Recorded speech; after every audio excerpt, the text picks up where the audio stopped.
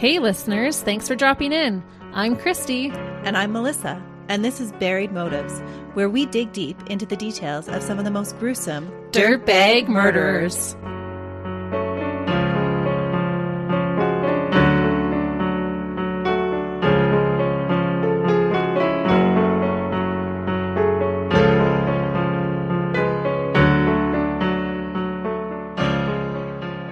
Hey listeners. Welcome back to Buried Motives. We are so happy you're joining us today. We really are. We do appreciate every time you tune in. That's because we love talking about true crime, and we're happy that you like talking about it too. Yeah, we feel like we've found our tribe, so we do appreciate you. And Christy's got another case for us today. Of course I do. If you have been listening to our podcast for a while, I am sure you are well aware of my fascination with couple killers. We have brought you cases of duos who have done unspeakable things to other people together. Sometimes it's a set of lovers like Charles Starkweather and Carol Ann Fugate, or sometimes it's two dirtbag siblings like the Lafferty brothers, or two friends like the Toolbox Killer case, and sometimes it's even a parent and child like we recently discussed with Sante and Kenny Kimes. Today, I am going to bring you a case of two brothers. However, these two brothers did not become serial killers in the way you'd expect. They did not wreak havoc on the world by seeking out victims and murdering them together. Instead, these two dirtbags both became serial killers on their own at separate times. Oh, that really does say something about the nature versus nurture, doesn't it? It really does. It's pretty fascinating to me because I feel like, what are the chances that two children from one family both grow up to become low-life scabs in society? All on their own. Yes. That's crazy. I don't know if I've heard of a case like that before. So are you going to tell us about them both today? Well, because these two men both killed independently of one another, I will be sharing with you one of their cases today. And then the next case I bring you, in 2 weeks from now, we will be discussing the case of the other brother. So this is like a two-parter without actually being a two-parter. And their killings aren't connected in any way? No, they span like 8 years apart. Wow. It just didn't feel like I could go through all of their victims' stories adequately by bunching them in together. You had to discuss both dirtbags separately. Exactly. So today we are going to start with the younger brother, Larry. Did he kill first? He did. His older brother, like I said, wouldn't do his murdering until 8 years later after his little brother. And was he inspired by his little brother? Oh, you're going to have to wait till we talk about him. You think that would totally deter you? You would think so. This is interesting. I'm already intrigued. We can't wait 2 weeks for it. You're going to have to put it out. I'm sorry, it's a full case, so you're going to have to wait. And to be honest, the murders are not similar types of murders. I'm sure we'll have a lot to discuss at the end of the next case that I bring. This already sounds so intriguing. It really is. But let's get started on the younger brother. Larry Lee Raines was born on March 22nd, 1945 in Kalamazoo, Michigan.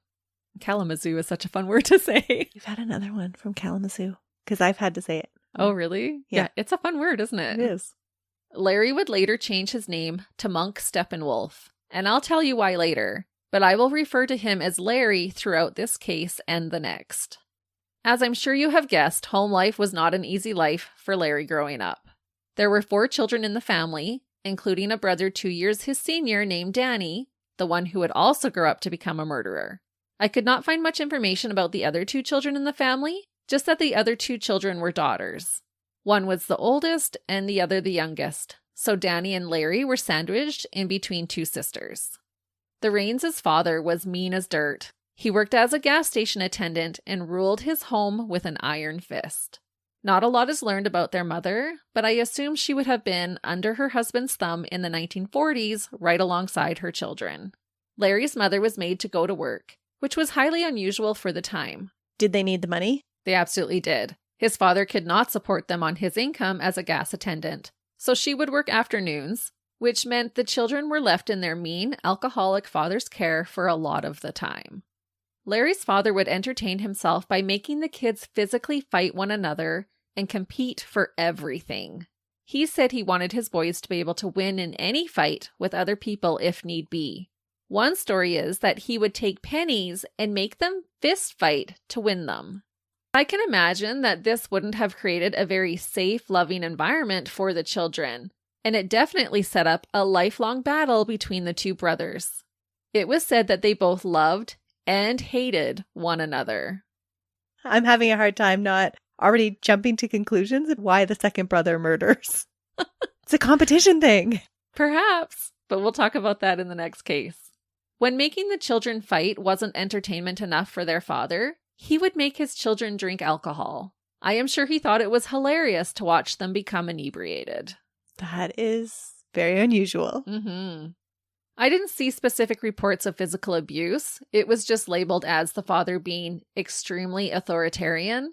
So I think it is safe to say that physical punishment would have been a normal way of life in their home, especially if he's making the kids fight just for things like monetary rewards. Oh, yeah. And he's getting them all liquored up.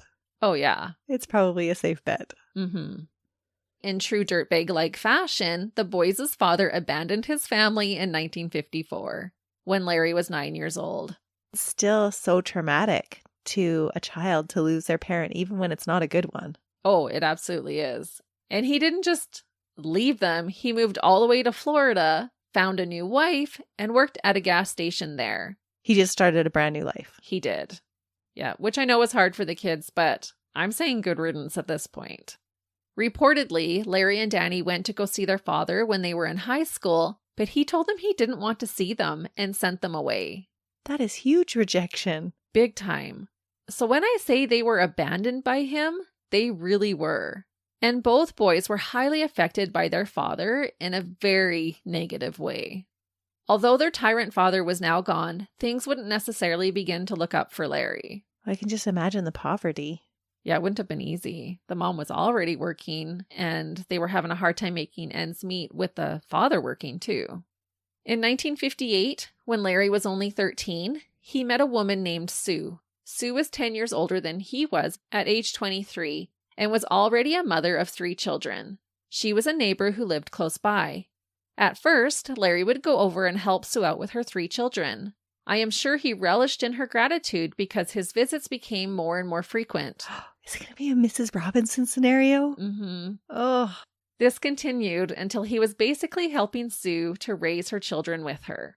Unfortunately, before long, just like you guessed, Larry and Sue's relationship became sexual. Ew. We don't see this role reversed very often, but Sue totally took advantage of this boy. She basically took a child and turned him into a husband, making her a sick, selfish dirtbag. Yep. Instead of being a child himself, he was taking care of her children. Exactly. That would have been such manipulation because he would have been just coming into puberty. His hormones are all raging. And so for a little sex, he would have done anything for her. Right. But I think at first it was more just for the companionship, the gratitude that she would have been. The attaboys. Yeah. He's totally feeling abandoned. His mom is working, trying to support them. He was an easy target for her. Yeah, that's not okay. We just don't see it reversed very often. It's true. Doesn't make it any less dirtbaggish. No, and it happens. So they started having sex. Did they end up having a kid together? No, they don't. Oh, okay. This so-called relationship continued for years. But in 1960, when he was 15, Larry began dating a girl from school named Kathy. Now, half of the report stated her name is Paula. I think her name is Kathy, but just note that it could be Paula. It was very odd to me that it was literally half and half. They don't even sound alike. How do you get Paula from Kathy or Kathy from Paula? That doesn't even make sense. No, that's a good question. But they literally had both in there. So I'm going with Kathy because I feel like the most reliable source that I found was Kathy. Okay. Regardless, now he was involved with 2 women. At the same time? Yes. Oh, man. But remember how I said the brothers were raised to compete for everything? So his older brother is going to take his girlfriend? But which one? Well, Larry's older brother, Danny, also started dating Kathy. She would go back and forth between the 2 brothers. She apparently liked both of them, despite them being so different. Larry was more shy and introverted, and Danny was more forward and outgoing. Were they that different? They both end up being murderous dirtbags. But their demeanor and their personality is very different. Okay. So you have the life of the party, or you have the sweet, shy guy in the corner. and she was having a hard time deciding. The sensitive one that's taking care of the neighbor's kids. Well, after I tell you what he does, maybe not. Okay. Did he start abusing the little kids? No, he doesn't. Oh, okay. No. But he's a serial killer, right? So let's not forget why we're here. Let's not. Larry soon realized that a Casanova he was not. Being a player can be time consuming. I wouldn't know. I don't have game. I got all the game. I know it all. Yeah, you married your high school sweetheart. We talk big over here. No game.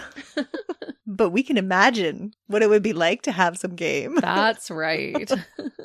But for Larry, juggling 2 women became overwhelming for him, and he started to fail his school classes. As a result, he dropped out of high school in grade 10.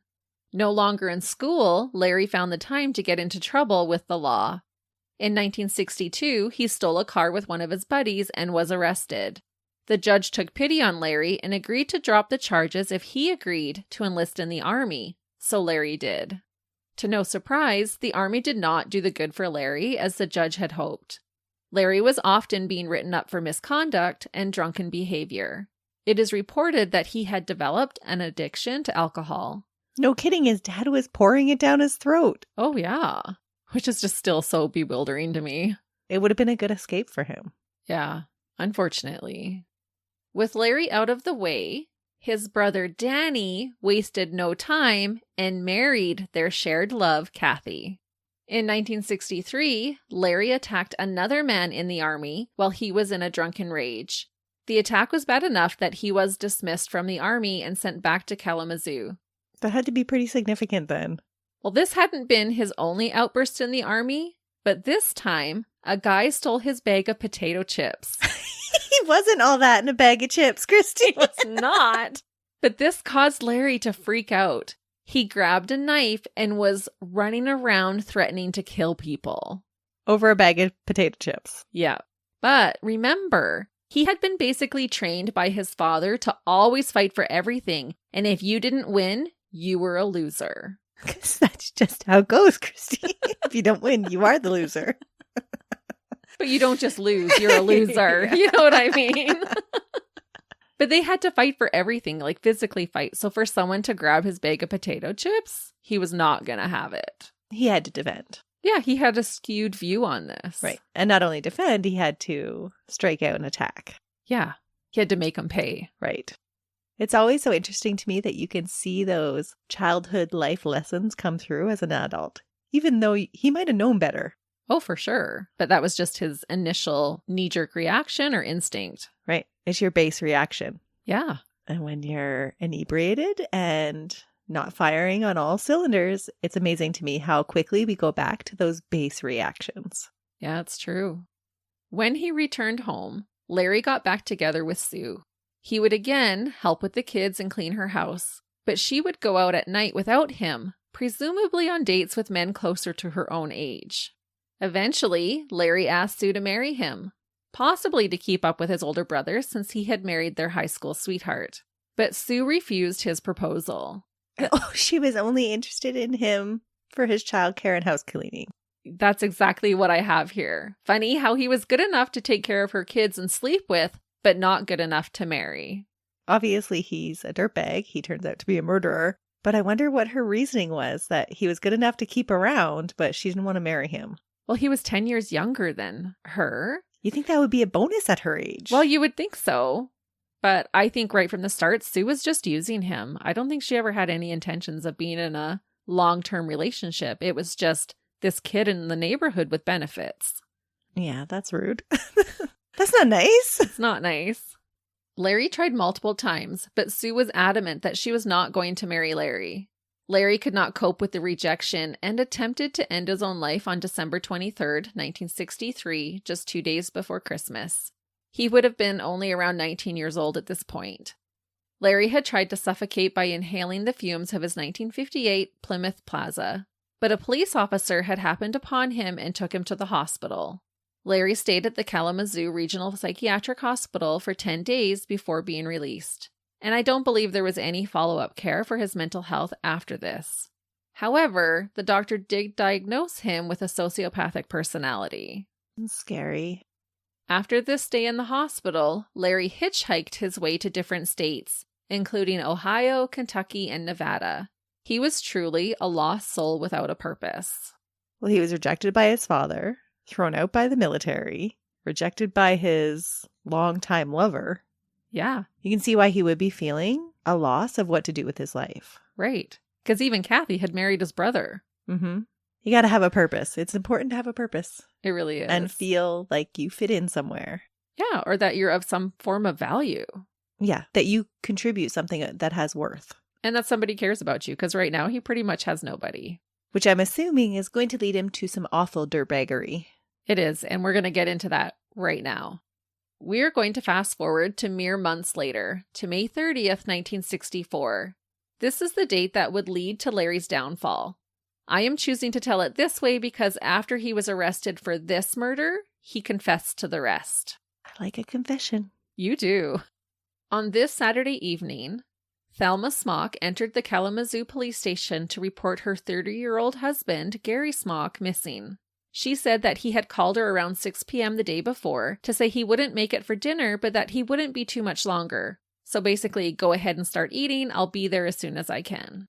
While Thelma was at the police station making her report, a patrol officer called into the station saying they had discovered an abandoned Chevy on the side of the road with what appeared to be blood on the bumper. Oh, no. And she heard this report coming in? Yes, this was all happening at the same time. Oh. Thelma confirmed that it sounded like it could be the car that her husband was driving the night he went missing. He had only been missing for just under 24 hours. So I can't imagine her panic at that moment. Your heart would just drop. Yeah, you're literally reporting your husband missing, and then you hear about this car that matches his car with blood on the bumper that they've just found. It wouldn't take long before Thelma's nightmare would become a reality. Upon inspection, the officer who found the abandoned Chevy made a grisly discovery. When the officer popped the trunk of the car, they found the body of a man, face down in a pool of blood. It was clear by the state of the blood that the man had not been dead for a great length of time. This man was identified as Thelma's missing husband, Gary Smock. Gary Albert Smock was a junior high school teacher in Plymouth, Michigan, and served as a youth worker for the Church of God. He was a devoted husband and a father of 2 girls. His cause of death was determined to be a gunshot wound to the head, just below his ear. After an autopsy, the bullet indicated that Gary had been shot with a .22 caliber firearm. Gary was found with a cord wrapped around one of his wrists, suggesting that he had been tied up. Immediately, the officer could see that Gary's shoes had been taken, and later it was determined that other items had been taken as well, including his watch. The pathologist that examined Gary estimated that Gary had been killed between 6 a.m. and 2:00 p.m. on Saturday, May 30th. It was also estimated that Gary died within 5 minutes of being shot, so it may not have been an instant death. Oh, that's sad. That 5 minutes would be a long 5 minutes. On the night he went missing, Gary had been in Battle Creek for an appointment with the Chamber of Commerce regarding securing accommodations for a youth convention being held by the Church of God. He had made it to his meeting. There was a Chamber of Commerce map of possible facilities in his car when it was found. During his meeting, he told those present that he had to get going so he could make it back for a family dinner. Gary's family was waiting for him at his wife's parents' home in Allegan, which was about an hour's drive from his meeting in Battle Creek. Gary's car was found in Kalamazoo, which is about halfway along Gary's route between Allegan and Battle Creek. Oh, Larry did not go far from his hometown. Not for this one. Police were now tasked with trying to figure out what happened in the 24-hour span between when Gary called his wife and when his vehicle was found. A thorough search of the car was performed. A fingerprint and a palm print were found that did not match anyone in the Smock family. A second bullet was found inside the trunk where Gary's body had been discovered. Gary had no cash left in his wallet, and a check had been written by Gary to cash for $11, which is around $108 today, which is less than 150 Canadian. Such a random amount, $11? It's probably what he had in his account. Okay. That's just what I'm guessing. Police began canvassing the area, knocking on doors, asking everyone they could if they saw anything. The only person to really claim that they saw something stated that they had seen the Chevy car at a gas station in Kalamazoo at around 11 p.m. the night Gary went missing. They claimed they saw 2 people sitting inside.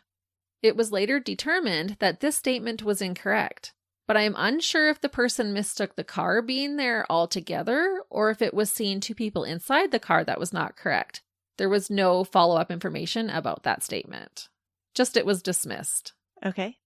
If the car had been filled up at the gas station at 11 o'clock that night, it was estimated by the amount of gas left in the car that the car traveled at a minimum of 100 miles or 160 kilometers before being ditched at the side of the road. That's quite the distance to travel overnight. It is, but definitely possible. And unfortunately, this meant that police did not have a lot to go on in hopes of finding Gary's killer. That's a lot of different directions to go into. And especially if you're working with somebody that knows the area. True. He's lived there his whole life. Mm-hmm.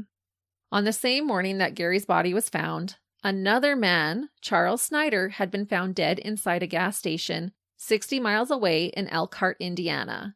He had been shot in the head twice with a .22 caliber weapon. Officials from Michigan and Indiana were able to join together to try to see if the bullets found at both scenes could have been fired by the same gun. And I think this was remarkable for 1964, when it was harder to communicate between precincts. Well, and they're communicating between states. It's quite impressive. It is. It appeared that Charles's murder was also motivated by robbery. It was estimated that whoever had killed him had stolen $100 from the gas station. Police had no real leads, but thankfully, they wouldn't need one. The case of these 2 murdered men and the murders of the 3 additional men would be cracked wide open thanks to the actions of a Good Samaritan. Just before midnight on Thursday, June 4th, only 5 days after Gary and Charles were found dead, a man named Arthur Booth called the police and told them that his friend had just confessed to him earlier that day that he had killed multiple people. This murderous friend was none other than the 19-year-old Larry Raines. He's a bragger? He is. Oh. And from what I read, Arthur wasn't the only person that he had told this to. Arthur was just the first person to call it in. Was he bragging about it? Like, oh, look at me, look what I'm scary and tough and look what I've done? Or was he like, I got to get this off my conscience? I think it was more get it off my conscience, because Arthur said that Larry had showed up at his house and said that he had planned to tell a priest what he had done and then was going to end his own life. That kind of fits more with his backstory. Mm-hmm. Arthur let police know that Larry was still at his house and gave them his address. I assume with him calling close to midnight, he had likely waited for the first opportunity he could when Larry wouldn't be alerted to him calling him in. And I think good on that friend. It must have been a nerve-wracking experience for him, too. To sit in the living room waiting for the opportunity to call the cops? Yeah. All the time sitting beside a murderer. Right, having to just go along with the conversation. And act like, oh, this is just a normal conversation. Right. What do you just say to somebody who's like, oh, I just killed 5 men? Tell me more about that. Right? That's what you say every time. Get all the information you can. Like, wait, can I record you for my podcast? But then if you know too much, maybe they would do away with you. Yeah, that's true. But thankfully he did call. Police showed up to Arthur's residence and immediately arrested Larry. When they found him, he was described as being catatonic and was wearing Gary's shoes and watch. Oh, no. Mm-hmm. Despite having just killed 2 men for money, Larry only had 15 cents in his pocket. Where'd all the money go? He later said he would spend the money on food and booze. And I just feel like, what a dirtbag. This tells me he didn't feel very remorseful. How could you walk around in the shoes of a man you just shot in the head and left on the side of the road? And for what? He was blowing the money almost as fast as he stole it. Surprisingly and thankfully, immediately Larry confessed to killing both Gary and Charles, but then would also later confess to killing more. So doesn't that speak to that he is actually feeling remorseful? To go talk to a priest, he wanted to end his life, and now he's going to confess right away. Well, as we talk about his trial, he never really says he's sorry. He doesn't really show any remorse. But that would have been considered weakness, like how he was taught by his dad. But it sounds like he actually is feeling remorse underneath all of that. Could be. Or shameful. It's interesting. It seems like a dichotomy. It really does. I think he's more like, oh, I didn't amount to anything, more so than, oh, I feel sorry for killing those men. Oh, he's feeling sorry for himself. That's more how I feel. As I've been researching Larry, that, oh, I'm just the victim type of a mentality. That irks you. Yeah. But you're right. I think there's a lot going on there. When arrested, Larry freely handed over his .22 caliber handgun, which was promptly sent for testing. And that's what he had killed all 5 people with? Yes. When Larry first got to the station, he asked to speak to a priest. This request was granted, and Larry conversed with a priest for about an hour. Larry was examined at the station at around 3:45 a.m., now June 5th, and by 4:25 a.m., he was willingly giving them a formal statement. The assistance of counsel was offered to Larry before he gave his formal statement, to which he declined. There was never any question of coercion suggested in regards to his confession. He was ready and willing to tell all. So interesting. It is. Especially if he's not remorseful. I know. But is he braggy? No, I wouldn't say that he is. And maybe this will give some more understanding. Larry had been talking about ending his life, and so I think that at this point, he no longer cared what happened to him. And he later even talks about hoping that by confessing, he would be put to death. Oh. He said, quote, "I turned myself in to get killed. I didn't turn myself in to do time." That makes more sense then. Yes. Although, by my research, I believe the state of Michigan banned capital punishment in 1963, the year prior to his murderous rampage. That being said, Michigan obviously wasn't the only state that he killed in. I'm just not sure if he was trying to sound tough or if he really thought he'd be put to death. But now that I say that, there were reports of him attempting suicide in prison years later, so perhaps it's true. It sounds like it. If he's had suicidal tendencies before, it might be more plausible that he really was just trying to end his life. He's committed these awful things. He does feel remorseful about it. He doesn't feel like he's amounting to anything, and he just wants to end his life. So what does it matter if he tells all? Right. Yeah, I don't know if I believe that he's remorseful, but I do believe he just wanted it all to be over. Because he had denied legal representation, the assistant prosecutor called the medical superintendent at the Kalamazoo State Hospital at 4:30 a.m. to request a psychological assessment be administered to Larry. Because his behavior is bizarre. Right. He's like, we better call right away. The doctor he spoke to was Dr. Schreier. At first he said, no problem, bring him in later today. But then he remembered Larry from his 10-day stay at the hospital after his failed suicide attempt. So he called the assistant prosecutor back and agreed to come to the station to examine Larry at 8 o'clock that same morning. About this, Dr. Schreier later said, quote, "I got back in bed and suddenly it hit me as to what had happened and I called him back." He said he remembered Larry being the man that in his initial examination of him 5 months prior, he wrote about Larry, quote, "While in the service, the taunts of barracks companions and theft of a 5-cent bag of potato chips were sufficient reason to justify an attempt with butcher knives to remove the casual irritant, if necessary by murder." From this, I think he knew this man being held in custody was definitely capable of murder. Sounds like it. Yeah. And I thought it was interesting that he referred to Larry viewing the person he was going to come after with a butcher knife as a casual irritant. Yeah. So really, he's saying that this guy can flip his lid over the littlest thing. Right. And doesn't care who he's going to hurt. Mm-hmm. When Larry was told that he would be examined by Dr. Schreier, he then said, quote, "You mentioned something about an attorney. I think maybe I better have one." Larry was told that a lawyer would not be available to him until later that day. That being said, when Dr. Schreier arrived promptly at 8 o'clock a.m., he agreed to talk to him, as well as Dr. Decker, the clinical director of the hospital. They spoke freely for 2 hours with Larry without a lawyer present. Later that same day, at around 1:30 p.m., Larry was appointed a lawyer, and he entered a defense of insanity. As I mentioned, Larry had spent the previous few months hitchhiking across different states. On the night he met Gary, he was in fact hitchhiking, and Gary, being the good person he was, stopped to help the young man who he believed was in need. Sometimes I have to remind myself too, he was only 19. Mm-hmm. He was still a kid. Yeah.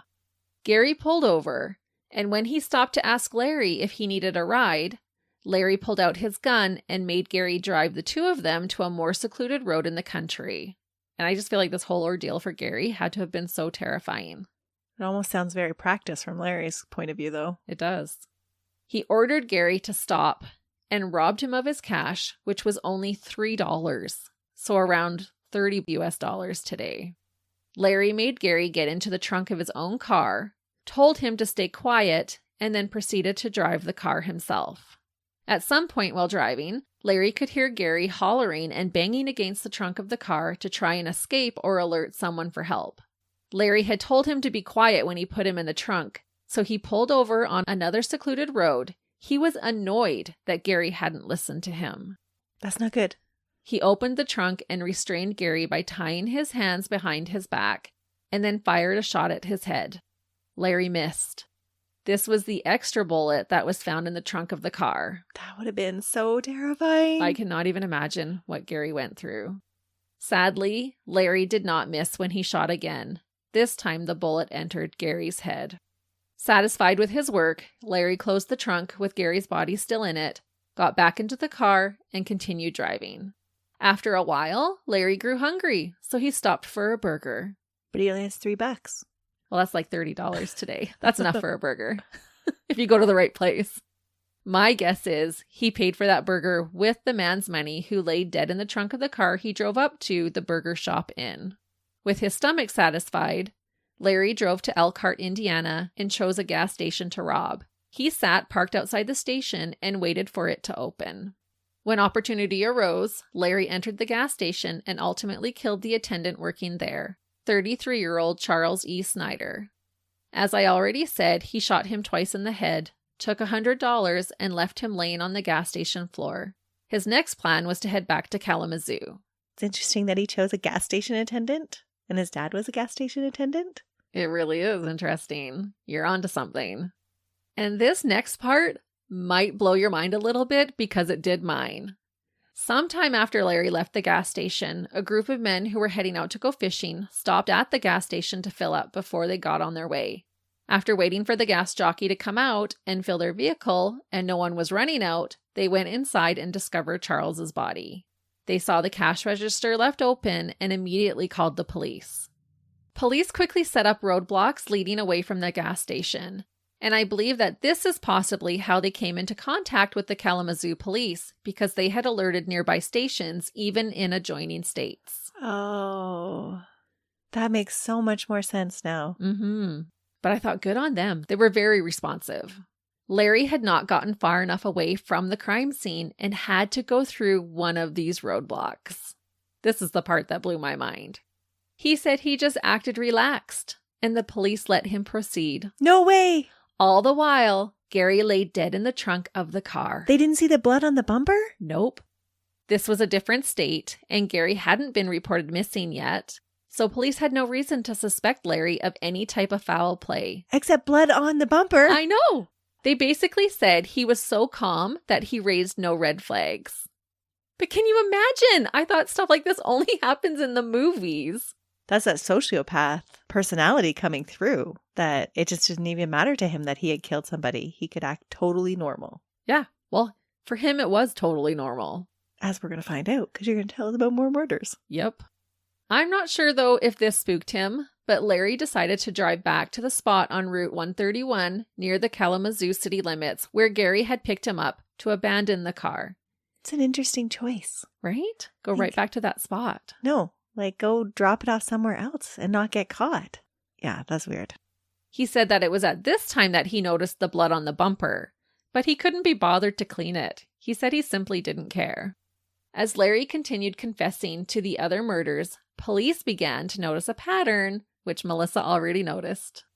On April 6th, Larry had entered a gas station at the I-94 interchange in Battle Creek and fatally shot a man working there with his .22 caliber handgun. The gas attendant's name was Vernon LeBen. He was from Southfield, Michigan. He was 21 years old and worked at the gas station part-time. He was an active duty Air Force member stationed at the Fort Custer Training Center. He was found the next day and miraculously was still breathing, but not conscious. He remained in a coma and died 12 hours later. I think after being in the military, you would have been a better shot to kill people right away. I don't know, but it didn't sound like he was doing very good in the military. I don't know how much he learned. Right. One report said that Vernon was supposed to get married on the day that he was found, but I didn't find anything to substantiate that part. So I have a feeling that that might be just people embellishing on the story. But I thought I would put it in there just in case it is true. His death is pretty sad either way, but that would have made it even more tragic. It would. On April 20th, Larry entered the S&F Tire Company service station in Manchester, Kentucky. There he shot 38-year-old Charlie Sizemore. He had also been robbed and was also miraculously still breathing when he was found. He was rushed to a hospital in Lexington, but died mere hours later. I wonder if he's purposely trying to inflict pain on these people. I don't know. And it does sound like he's totally going after his dad. Oh, definitely. That part I don't doubt at all. Larry said he was also picked up hitchhiking on May 23rd near Death Valley. Death Valley is widely known for being in California, but I believe a small part of it does extend into Nevada, which is near the spot that this man picked Larry up. This man had no money to his name to steal, but Larry, being the massive dirtbag that he was, decided to kill him anyway. His body would sadly take over 2 years to find, and I was unable to find any document that ID'd him. But Larry confessed to killing this person. He did. And I did read that a body had been found 2 years later. It was clear that because of the trauma that Larry had developed at the hands of his father, he had a deep-seated hatred towards gas station attendants, or was triggered by them at the very least. Not an excuse, but gives us some insight to how he chose his targets. The ones that just set him off a little bit faster than everybody else. Right. But he kind of was seeking them out too. Like, he drove to Indiana that day to target a gas station. Right. What was clear to police at this point was that they were dealing with a serial killer. Larry's trial began later the same year as his murders on September 29th, 1964 at the Kalamazoo County Circuit Court. And I thought they weren't messing around by scheduling it so quickly. Either that or the court systems weren't as overloaded in the 1960s as they are now. I think there might be a lot more paperwork to go through. Oh, definitely probably stricter protocol. Yeah. He was to be tried for the first-degree murder of Gary Smock. Larry's court-appointed defense used the defense of not guilty by reason of insanity. Dr. Schreier and Dr. Decker would later testify at the trial that Larry Raines was sane. Well, they had examined him right away. You think that they would have a good take on it. And they had examined him previously. Yes. The defense argued that the doctor's testimonies should not be permitted in court, seeing that they had violated Larry's Fifth Amendment rights against self-incrimination and his Sixth Amendment right to have counsel by examining him after he had requested a lawyer. The prosecution argued that Larry's constitutional rights were never violated. They rebutted the defense with a statement by Sergeant Carl W. Lutz.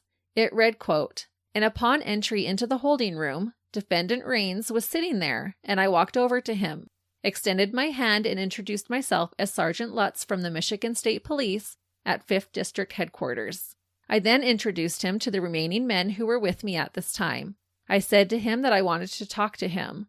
I had been informed that he had admitted to Sergeant Duncan that he had committed the murder in the case that we are investigating.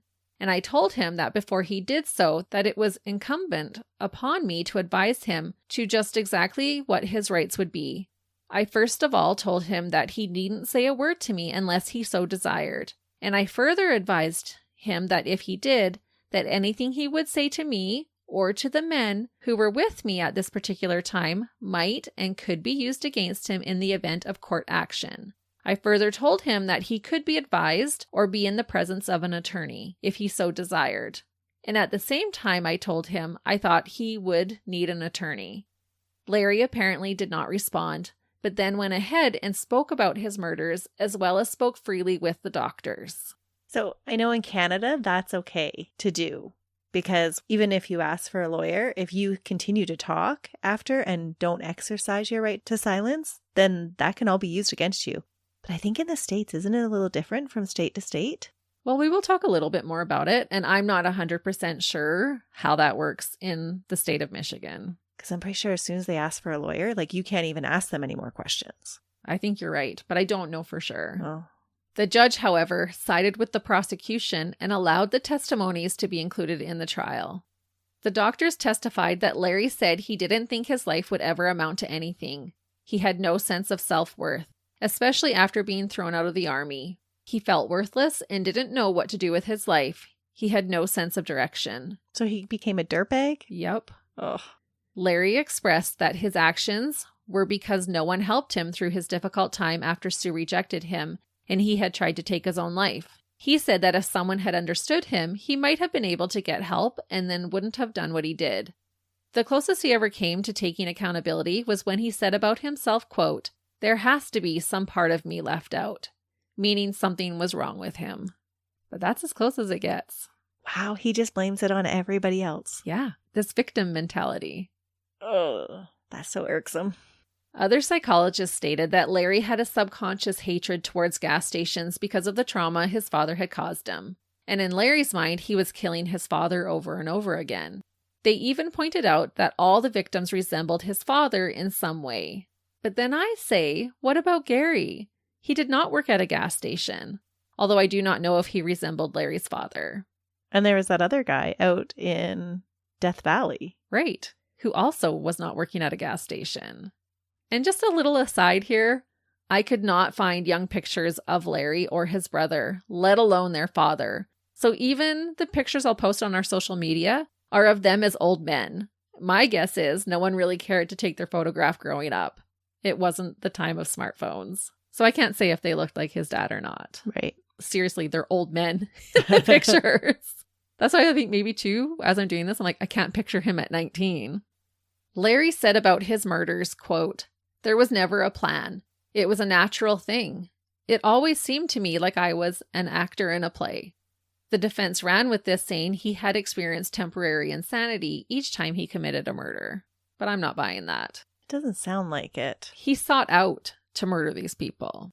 Larry did not help his case by his unremorseful attitude. He spoke about the murders very nonchalantly. It was almost like he was describing an everyday activity. He made a comment about how the blood flew farther than he had expected with one, and about another man he said the man, quote, "bounced a couple of feet in the air." Trauma and insanity were not good enough excuses for the court.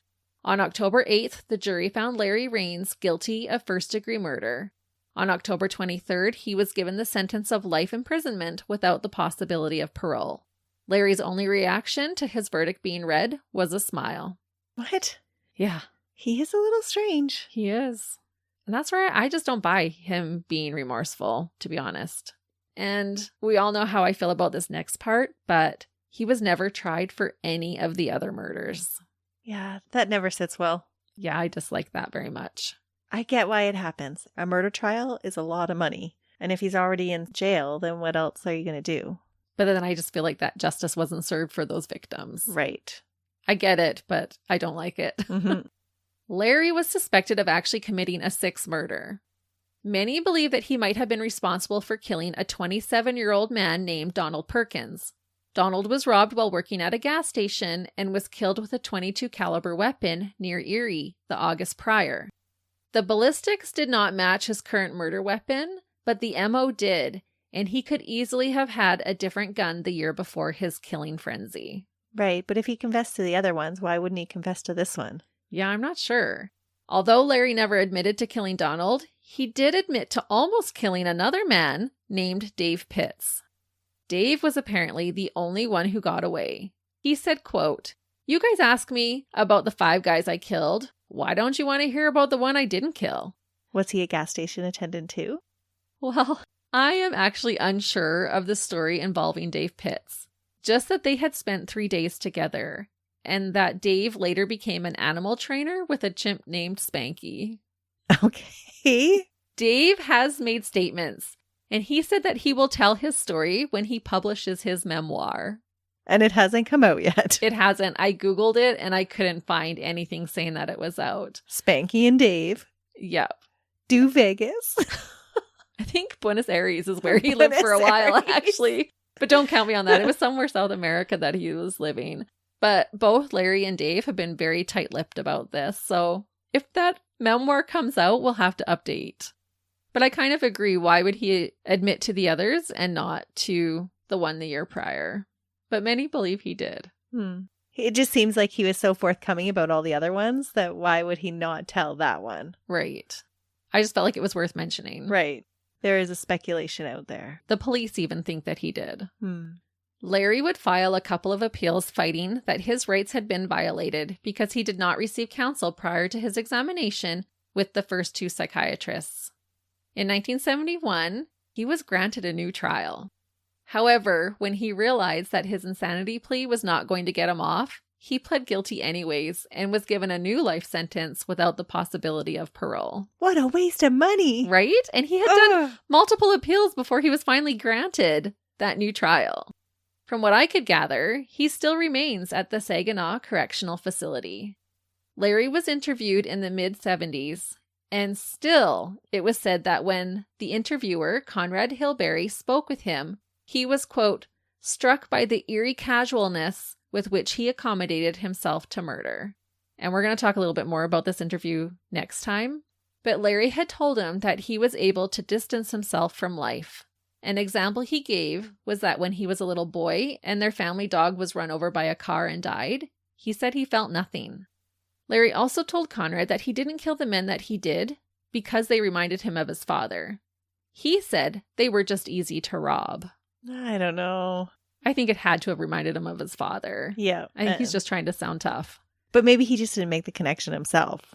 It definitely could have been a subconscious thing. The guy flies off the handle over a bag of chips. And so if he can lose it that quickly over something so little, you can see how a gas station attendant would totally trigger him. I think you're right. Yeah. So whether he's doing it consciously or subconsciously, it has to have something to do with it. It can't not. Yeah. The great abandonment and abuse from his father, who was a gas station attendant, and then he targets the majority of his victims are gas station attendants. It has to coincide. Definitely the rage is there. Yeah.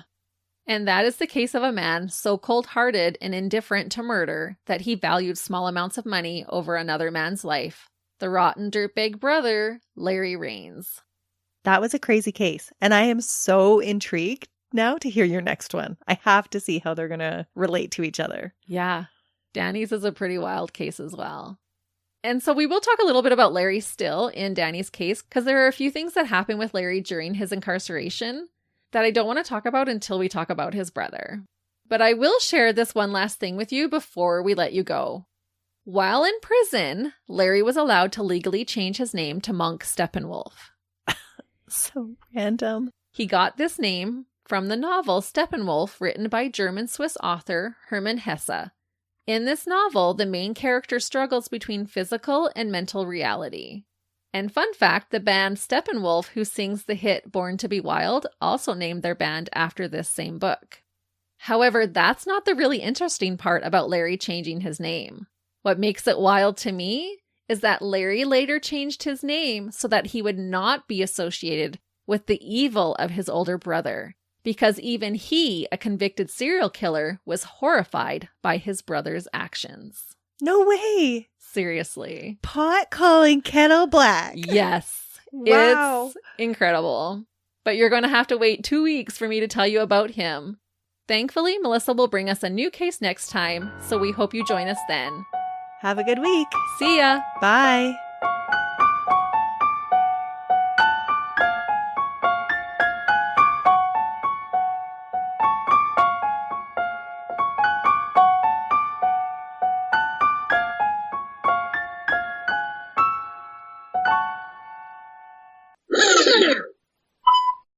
It feels like it's in my face.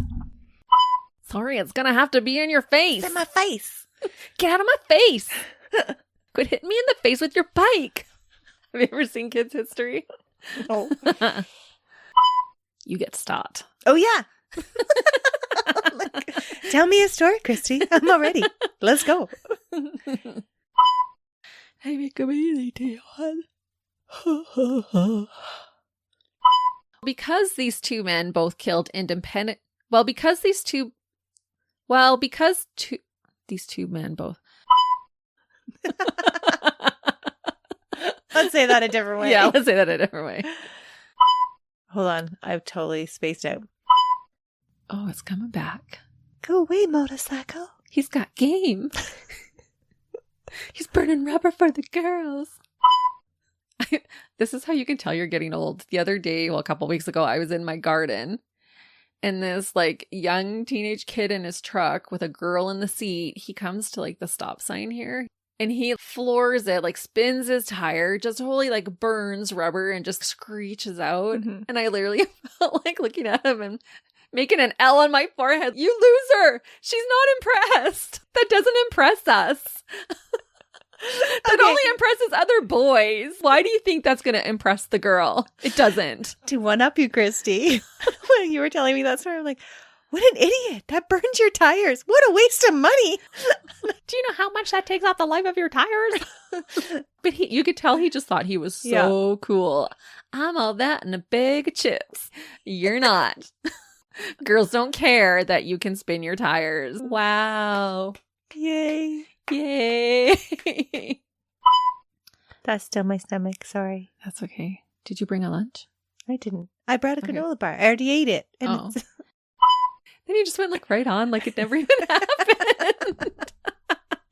Well, it was rude. It was rude. You're so rude. Don't be rude.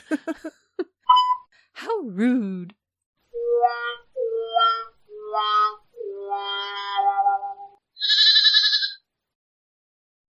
Another Sound Off Media Company podcast.